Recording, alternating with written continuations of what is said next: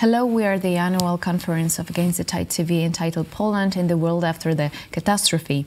This is Monika Chojecka, and together with me is General Ben Hodges, a former commanding general, U.S. Army Europe, now a Pershing Chair in Strategic Studies at the Center for European Policy Analysis. General, could you present the necessary changes in the policy of the U.S. and the Western world towards China and Russia after the COVID-19 pandemic and Russia's attacks on Ukraine?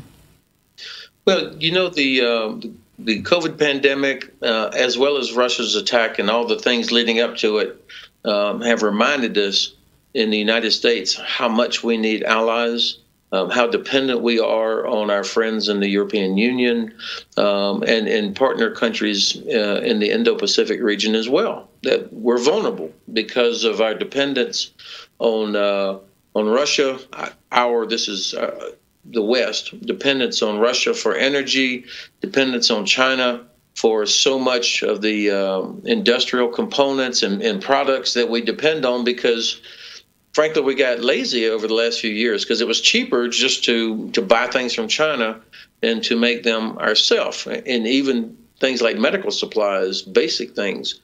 Certainly I did not realize how dependent we were until the pandemic started.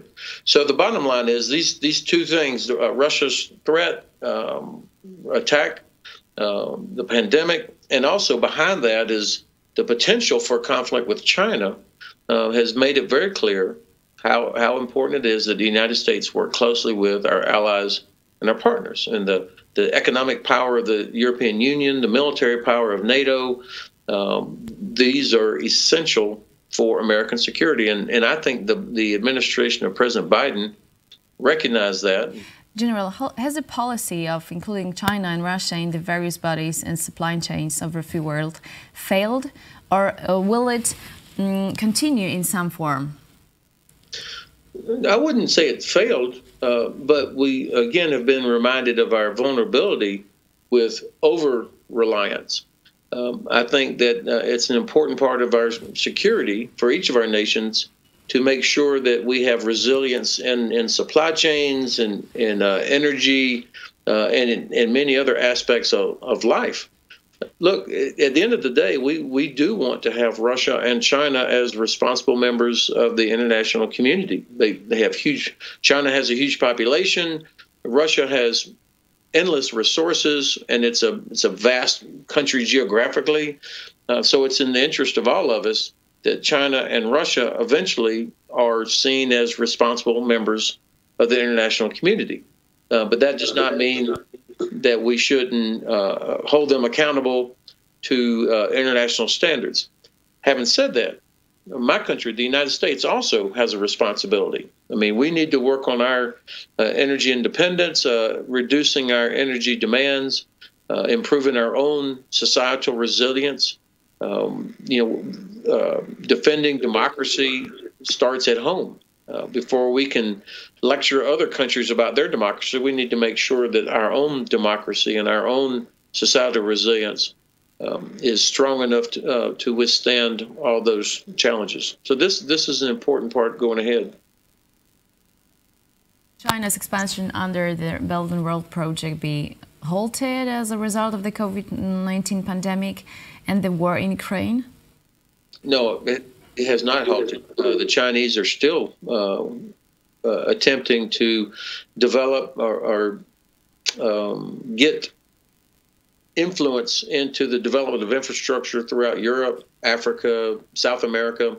So I don't think that COVID has halted any of that, but they still have the same objective. And, you know, I think that President Xi is on the clock a little bit, thinking about his age, the important anniversaries for China coming up. He's been very clear about what his objectives are. I haven't seen any decrease in in the Chinese Navy's shipbuilding efforts. I haven't seen any decrease in the risk to Taiwan. China had the opportunity here to play the role of a peacemaker. I mean, I think China could have done a lot more to put pressure on Russia, for example, just to stop what it's doing in Ukraine, to stop the murder of innocent people, to respect international law. But I haven't seen any evidence of China being a positive influence. And that does not make me optimistic about how China sees their role in the world. Mm-hmm. And how do you assess the future of Taiwan? Will it share the fate of Ukraine? This is important.